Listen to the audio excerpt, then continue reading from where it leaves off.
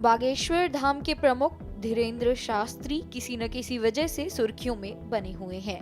अपने बयानों की वजह से चर्चा में बने रहने वाले धीरेन्द्र कृष्ण शास्त्री ने एक बार फिर दावा किया है कि भारत जल्द ही हिंदू राष्ट्र होगा। उन्होंने कहा कि विदेशी भी भारत को एक ऐसे देश के रूप में देखना चाहते हैं जहां हिंदुत्व का नाम गर्व से लिया जा सके। अब इस पर कांग्रेस नेता उदित राज ने धीरेन्द्र शास्त्री के हिंदू राष्ट्र की मांग पर बड़ी बात कह दी है। सुनिए उदित राज ने क्या कहा।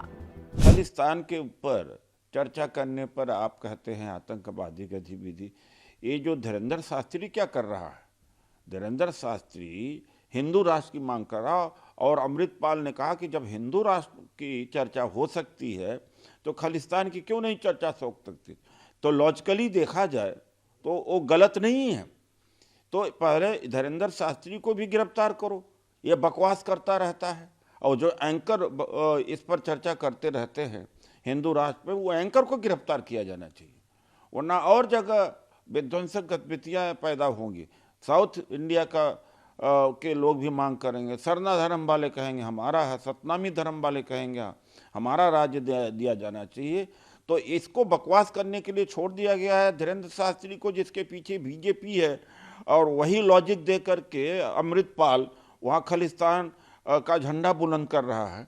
तो ये भी तो देखने की जरूरत है। जो भी राष्ट्र विरोधी लोग कुछ तत्व है, मानव से लेकर दानव तक, उनके पेट में कहीं न कहीं दर्द हो रहा है, उनको परेशानी हो रही है।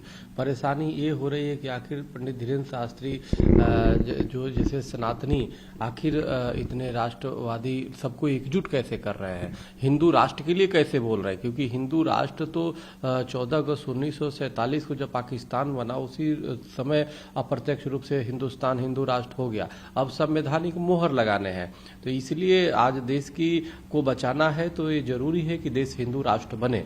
तो ये जब इसकी मांग कर रहे हैं धीरेन्द्र शास्त्री जी, हम लोग भी पहले से मांग कर रहे हैं, हिंदू महासभा शुरू से मांग कर रही है, तो स्वाभाविक है कांग्रेस से लेकर तमाम ऐसे लोग जो धर्मनिरपेक्षता के आड़ में मुस्लिम तुष्टीकरण करते हैं, जो धर्मनिरपेक्षता के आड़ में हिंदुओं पर उत्पीड़न करते हैं, अन्याय करते हैं, तो उनके पेट में दर्द हो रहा है, स्वाभाविक है। तो जब दर्द हो रहा है तो राजनीतिक रूप से इलाज उनका संभव है। आज देखो कांग्रेस अपने अस्तित्व को लेकर के रो रही है, और निश्चित रूप से यही हाल रहा तो कोई पूछेगा नहीं, खत्म हो जाएगी इस देश से पार्टी, और हिंदू राष्ट्र तो बनेगा ही बनेगा, इससे कोई नहीं रोक सकता। क्योंकि हिंदू राष्ट्र समय की मांग है, और देश को बचाना है तो हिंदू राष्ट्र तो बनाना ही पड़ेगा। सबको एकजुट होना पड़ेगा, एक मंच पे आना पड़ेगा।